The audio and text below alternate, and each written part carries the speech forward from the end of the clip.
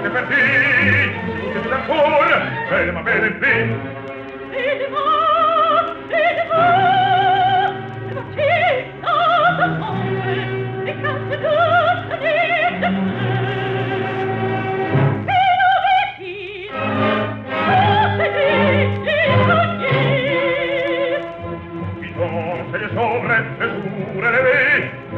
Sonore, sonore, se muove, tra file pave.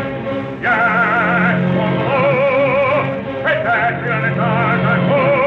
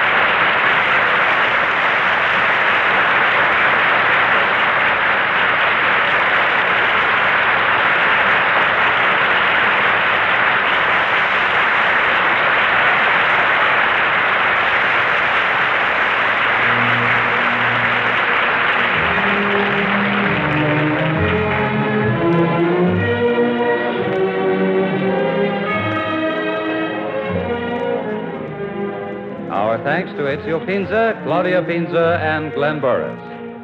This evening, the orchestra played Alerte and the introduction and the entrance of the Lilac Fairy from Tchaikovsky's ballet, Sleeping Beauty. Well, to answer your question, I should tell you a little story which is involved, really, with my singing. My mother had 10 children, but the first 6 died at birth. I am the 7th.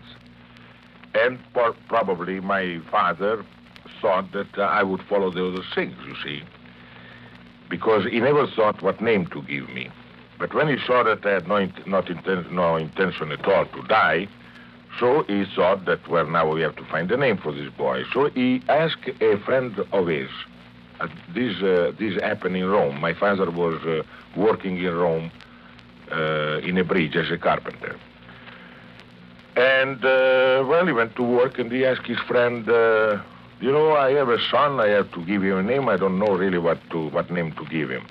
So this friend of his said to him, well, I have a brother in Florence who is studying to be a tenor.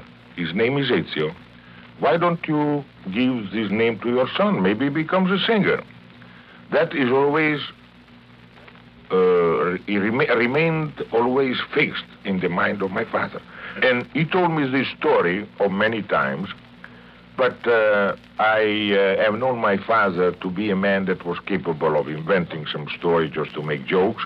And really, I didn't know to believe it or not. But when I was about 18 years old, and I was at that time racing in the bicycle, and I was never winning anything, so my father said, listen, you better stop and go back to work here. But he heard somebody saying that after a race I would scream in the shower, you see. He said, I think he has a voice. So he said, no, I am sure he has. So he wanted me to go to make an audition, see? And I never was enthusiastic because I knew from the very beginning that there were celebrities like Caruso, Tito Ruffo, all these people, but were many who had never achieved anything and they were just dying of hunger. So I was not enthusiastic, but my father insisted, so we went to Bologna to a teacher, and this teacher told my father that I could never sing. So we went out. My father said to me, that man is crazy. We went to another teacher.